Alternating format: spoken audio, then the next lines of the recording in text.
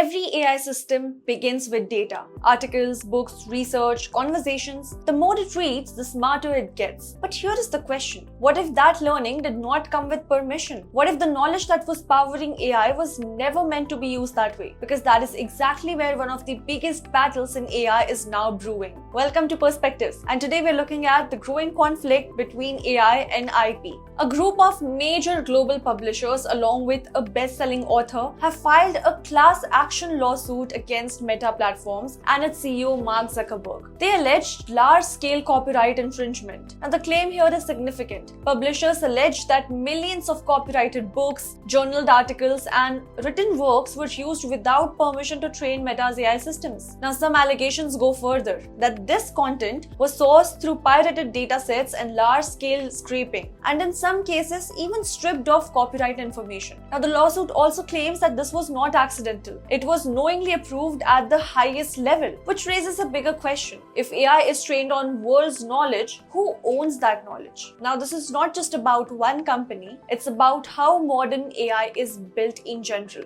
Large language models depend on massive data sets. The larger the data set, the better the performance. But acquiring that data legally at scale is complex, expensive, and in many cases impractical. So the system evolved differently. Scrape the internet, use publicly available data, train models on everything that exists. Now that approach worked until now, because creators are pushing back and publishers argue that their content is not just data, it's intellectual property, IP. But on the other side, AI companies see this differently. They argue that training models on large datasets can fall under fair use, especially when the output is transformed and not a direct copy. Now, this makes the debate much more complex, right? Because it's not just legal, it is structural. AI systems cannot function without data, but the data they need is often owned by somebody else. Now, if cases like these succeed, the entire AI ecosystem could change. Creators want control and compensation. AI companies want scale and access, and the two do not align easily. Now, if access is restricted, innovation slows down. If access is unrestricted, ownership loses meaning.